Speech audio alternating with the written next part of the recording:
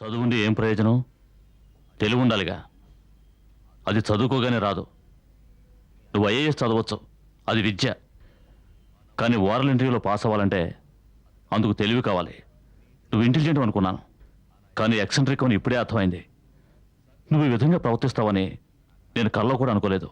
మాకు కష్టం కలిగించకూడదని పాపం బిడ్డ సంపాదించుకుంటూ పై చదువులు చదవడానికి ఎన్ని కష్టాలు పడుతున్నాడో అని అనుక్షణం దిగులు పడుతున్నా. కానీ నువ్వు... నేనేం తప్పు చేశాను? నేను, నువ్వు, నాన్న ఆ దీక్షితుల వల్ల, ఆ రుద్రమూర్తి వల్ల పడ్డ కష్టాలు, అనుభవించే అవమానాలు తెలుసుకున్నాను. అందుకే అవకాశం దొరకగానే పగ తీర్చుకోవాలనుకున్నాను. పగ తీర్చుకోవడం రాక్షసత్వం. పగవాన్ని కూడా అభిమానించడం నిజమైన క్రిస్టియన్కి నిదర్శనం. వాళ్ళెవర్రా? ఎంత కాదనుకున్నా నన్ను కన్న తండ్రి, నా తోడబుట్టినన్న, నా కుటుంబం, నా ఇల్లు. అక్కడికి వెళ్లి సమస్యలు అవదీశావే. తప్పు చేసిందొకరు, అపవాది ఇంకొకరికి. నేనే నిన్ను పంపాను, నేను చెప్తేనే నువ్వు అక్కడికి వెళ్ళావని ఇప్పుడు వాళ్ళంతా అనుకుంటారు. నువ్వే మాటకు మాట నా ఇల్లు, నా కుటుంబం, నా అన్నయ్య, మా నాన్న అనుకుంటున్నావు.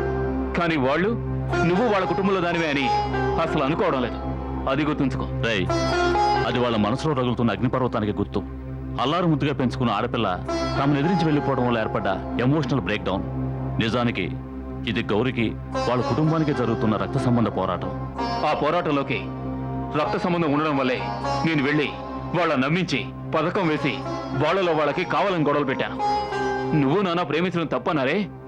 వాళ్ళ అమ్మాయి గాయత్రి మాత్రం బుద్ధి లేకుండా నా నిజ స్వరూపం తెలుసుకోకుండా వన్ సైడ్ లవ్ చేస్తుంది. దానికే సమాధానం చెప్తారో చూద్దాం. ఇదంతా విని మేం గర్వపడతాం, సంతోషపడతాం అనుకుంటున్నావా? మిస్టర్ డేవిడ్ డిసోజా ఒక ట్రూ క్రిస్టియన్. ఒక చెంప మీద కొడితే రెండో చెంపను చూపడానికి సిద్ధంగా ఉంటారు. ఆయన భార్య గ్లోరియా డేవిడ్ గతాన్ని తలుచుకుంటూ జీవితాన్ని సాగించే ఒక అమ్నిష క్యారెక్టర్. కానీ ఈ కృపా డేవిడ్కి తెలిసిందలా మంచివారికి మంచిగా ఉండడం, విరోధుల్ని దెబ్బ కొట్టడం. అర్థమైందా? నాకు సంబంధించినంత వరకు మా అమ్మా నాన్నల్ని ఎవరు అవమానించినా వాళ్ళని నేను అవమానించకుండా బోధనలో. ఈ మధ్య వీడికి నోరెక్కువైంది. గౌరీ, వీడు నా చేత నిజం చెప్పించేలా ఉన్నాడు. మీ వాళ్ళ మధ్య సమస్యలు లేవదీసి రావడాన్ని గొప్పగా భావిస్తున్నాడు. విషయం బయట పెట్టేశానంటే, ఐ మీన్ నీ వ్యాధి గురించి చెప్పానంటే... దయచేసి ఆ పని చేయకండి. ఈ విషయం తెలిస్తే వాడు భరించలేడు. చివరి వరకు ఇది మన ఇద్దరి మధ్య ఉండిపోవాలి. వాడికి చెప్పకండి ప్లీజ్ డేవిడ్.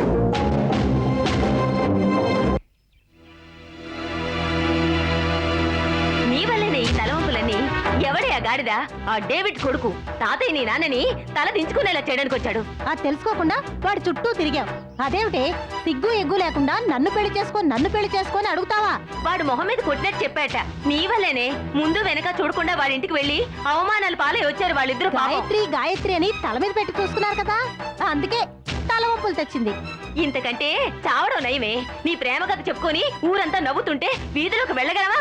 ఇంతవరకు ఒక్క మాట మనం ఎప్పుడైనా పడ్డామంటే? మొగుడు అంటూ ఇలా దేవుళ్ళు ఆడకూడదు. కృపా అని ఏదో వాడు ఆకాశం నుంచి ఊడిపడ్డట్టు ఎంత గొప్పగా చూసిందో.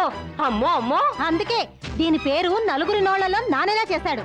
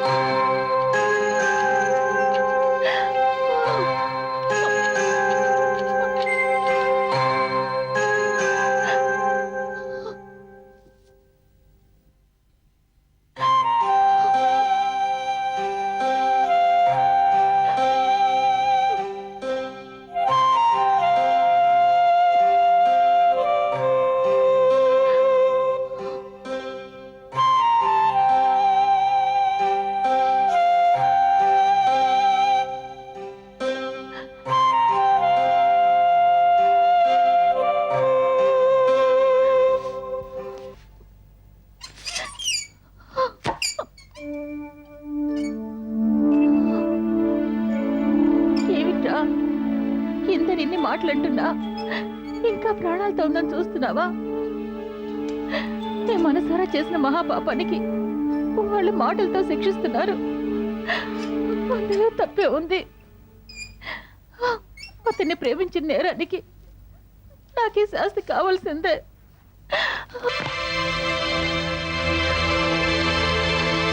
వీళ్ళంతా అంటున్నట్టు నేనంత దిగజారిపోయి ఇతనైనా దొరకడా అన్నట్టు అతని చుట్టూ తిరగలేదు, మనసారా ప్రేమించారు.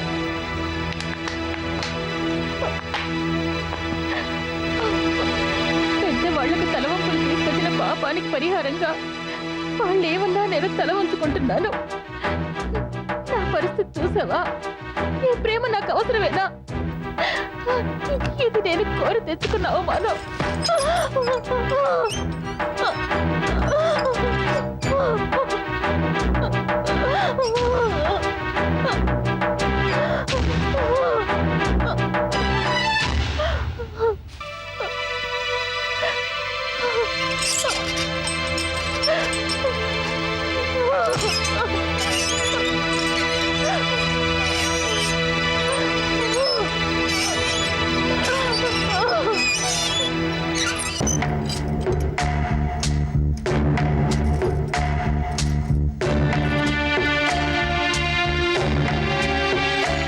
అమ్మా, ఉయ్యాలు ఊగుతున్నావు, జోలపడమంటావా? ఏమిటే అదోలా మాట్లాడుతున్నావు? మరేమిటమ్మా, గౌరీ ఇంటికి వెళ్ళి గాయత్రి కృపల పెళ్లి చెడగొట్టావు.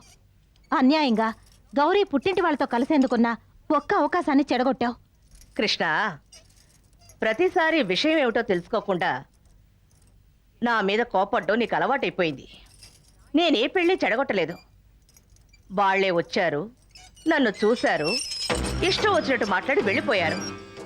ఇది చాలా అన్యాయమే. తప్పు వాళ్ళదైతే తిట్లు నాకా? అమ్మా, ఈ కథలు నా దగ్గర వద్దు. నువ్వెందుకు ఆ సమయంలో అక్కడికి వెళ్ళావు?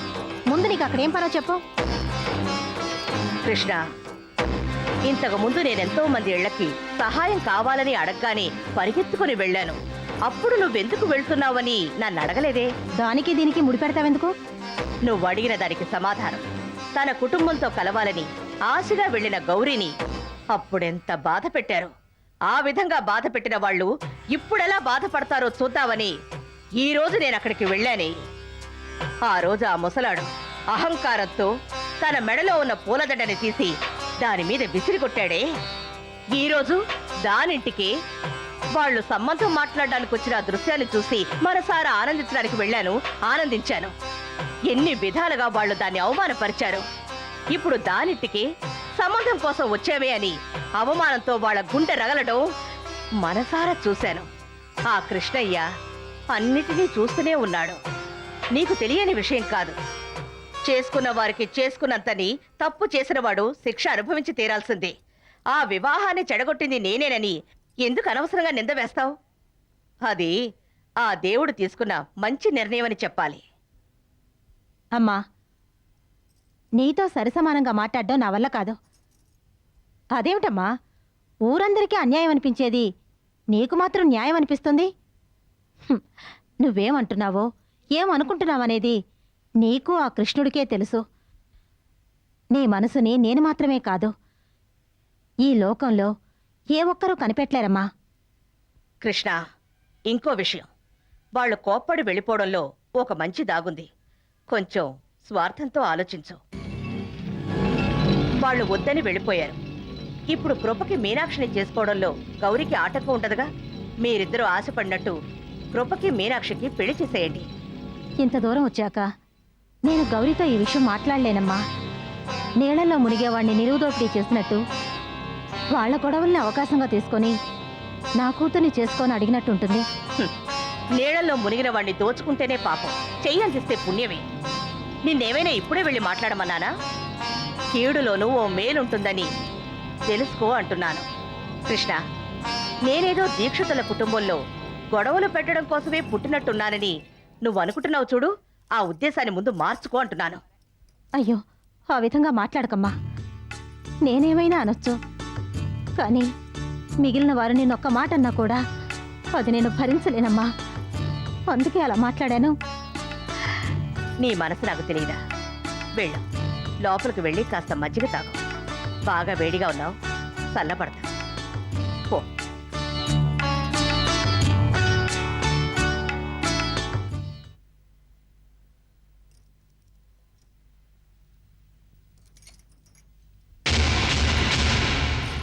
కృష్ణ, ఈ మనోహరి పథకానికి ఎలాంటి తేడాలో ఉండవు. నేను వేసిన ప్రతి ఎత్తుకి కృపని పావుగా వాడుకున్నాను. నా ఆలోచన మీరు కృప ఒక్క అడుగు కూడా వెయ్యరు. మీనాక్షిని కృప నుంచి చేయడం కోసమా మీరు ఇంత కష్టపడుతున్నది? మిగిలిన వారు మాట్లాడే మాటలకి ఒక్క అర్థమే ఉంటుంది, కానీ ఈ మనోహరి మాట్లాడే ఒక్కొక్క మాటకి 1,00,000 అర్థాలు. ముందు ముందు నువ్వే తెలుసుకుంటావు కృష్ణ.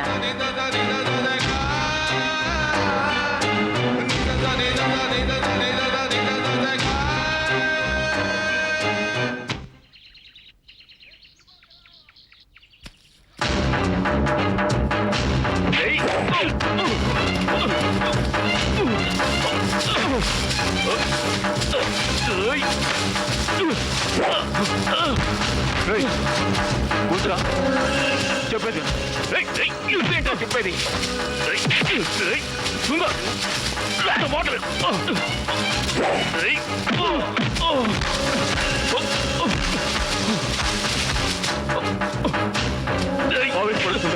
నేను చెప్పేది మీరు ఇవాళ నేను తప్పకుండా వదలరా.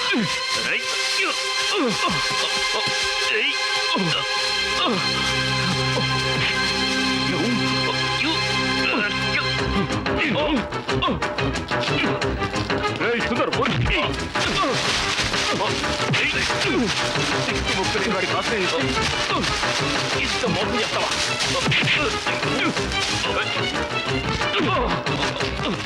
నెట్ మోసం లెక్క పెడతావా? వద్దురా.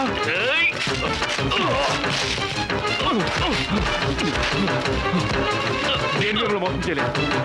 నేను మీ ఇంటికి వచ్చాను. మీ నాన్నే రమ్మన్నా. నేనుంటా అన్నారా? మీరందరూ కలిసి ఉండమన్నారు. నేను మీ ఇంట్లో ఊరికే తిరిగి కూర్చోాలి. మీరు చెప్పిన పరలా చేసి ఆ రుణం తీర్చుకున్నాను రా.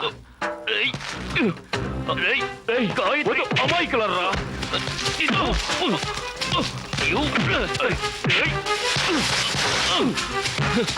మీ గాయత్రి నన్ను ప్రేమిస్తున్నానంటూ నా వెంట పడింది.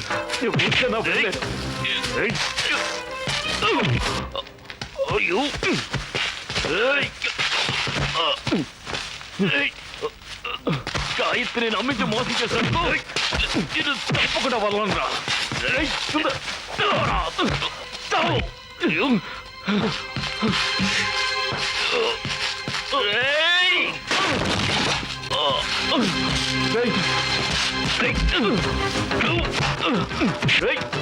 నేను లేదు, ఎవరిని మోసం చేయలేదు.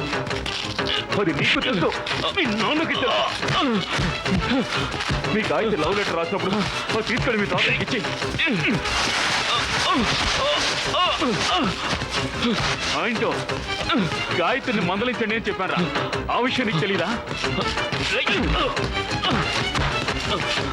నేను ఆ వివరాలు తెలుసుకోమంటే ఎందుకు మీరు తెలుసుకోలేదు? ఎందుకు తెలుసుకోలేదు?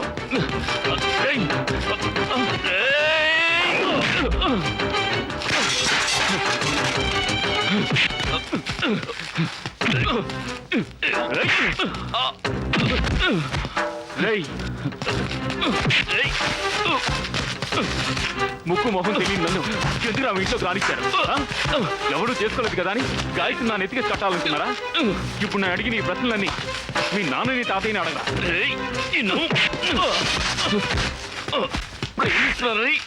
దాన్ని మోసం చేస్తావా? నేను సుందర్ నీకు బతకూడదా? కావాలి చావరా. అన్యాయం రా, నువ్వు చేసింది అన్యాయం రా.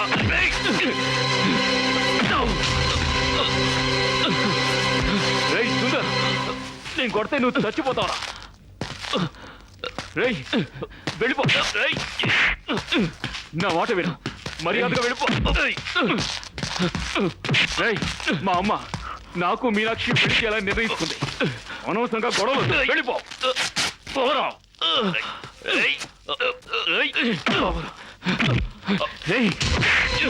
వద్దు, మాకు ద్రోహం చేసావు కదా.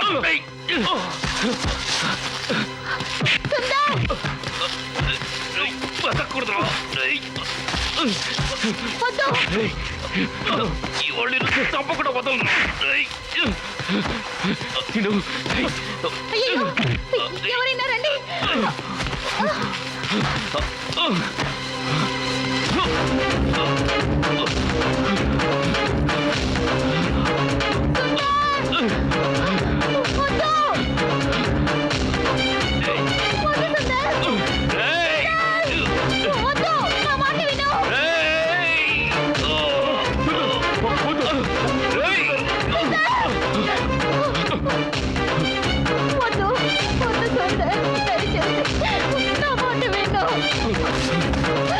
కట్టుబడి నిలువున నా ప్రాణాలు తీసావు కదే దుర్మార్గురాలా.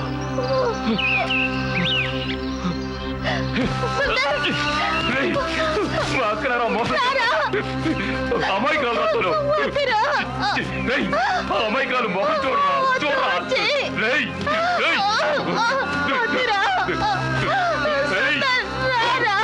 నిన్ను వదిలిపెట్టరా నీ అంతు చూస్తారా. ఎందుకు ఇలా చేసావు? చెప్పరా ఎందుకు? నా వల్లేనా? నా వల్లేనా?